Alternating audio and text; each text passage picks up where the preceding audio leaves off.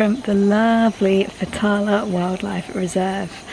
We are sadly just about to check out of this paradise. Do go back and click on my recent video from this place because you can see what it's like, all of it's like.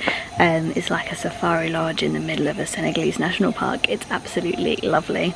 But we are just about to leave and cross the border into Gambia, which I'm very excited for. So this video is all about the border crossing, what it's like, how to get from Senegal to Gambia overland. So I hope you enjoy it. I just need to pack up now and then we're going to check out and we're getting our first car to the border. Phase 1 of the journey was a ride in the safari jeep out to the nature reserve's main exit and entrance. You can't drive a non-four-wheel drive car here. And then we transferred to a van. This was all arranged with Fathala Wildlife Reserve. We'd already paid them some money to drop us off at the border. The border crossing was fine. We just found the kiosks to get stamped out of Senegal. And on the Gambia side, we had to go into a building and they wrote all our details down. The only thing I will say is that they asked us when we were leaving Gambia and then they wrote 7 days in our passport. So make sure you know the exact time that you're in the country to avoid overstaying what they write in the passport. I'm not sure how legally binding it is because the stamp is meant to be valid for 30 days, but it's worth knowing just so it's all, everything's all that matches up. So we actually ended up waiting for quite a long time on the border. Now, we'd arranged for our guide the next day to meet us, but he had some problems with getting the boat over. So I actually wouldn't recommend ordering a pickup if someone's got to come from Banjul or south of the river. Instead, there's loads of taxis in the border. You could hop into one of those to the boat and get the boat across and then meet a taxi driver on the other side.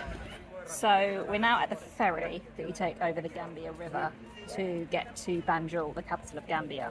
So because Gambia is on both sides of the Gambia River, but it's pretty much just the river, and that is, the land surrounding it, that's the country. So basically to get to the main area, like the tourist area and the capital of Banjul, once you cross the border you have to go over this ferry, and it takes a little while for cars to be able to get on the ferry. So we're just waiting now. We've come outside of the car because it's quite hot inside, so yeah, just waiting. We'll see how long it takes.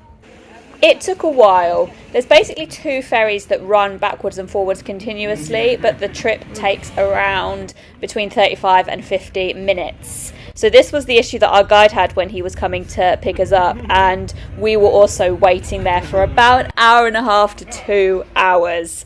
Eventually we did manage to get on, but because it was so busy, it meant there wasn't space on the first boat, and I think another boat went as well in the time that we were waiting there.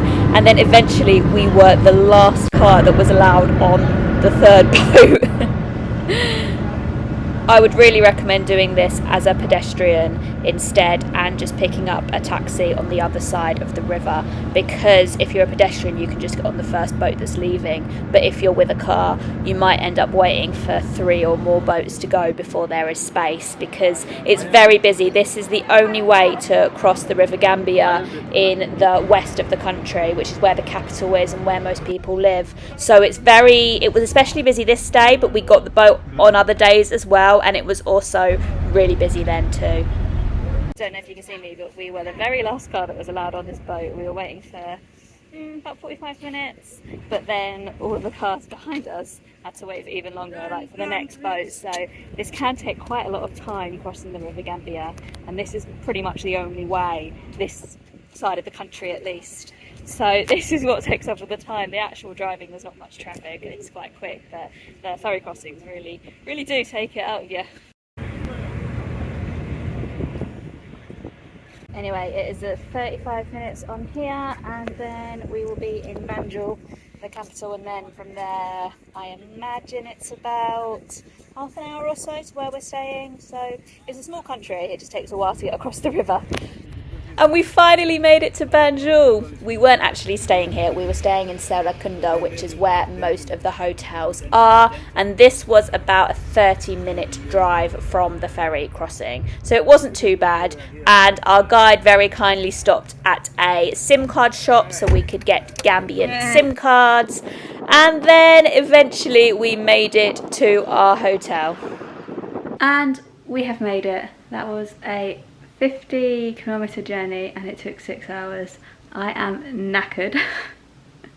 So I'm gonna go eat some food now because we haven't eaten since breakfast time and it's now like nearly 6 o'clock. So I hope you've enjoyed this video. Yeah, thank you so much for watching, and I will see you tomorrow when I will hopefully be well rested and will be ready to share my trip into the Gambian interior. Thanks so much for watching. See you next time. Bye.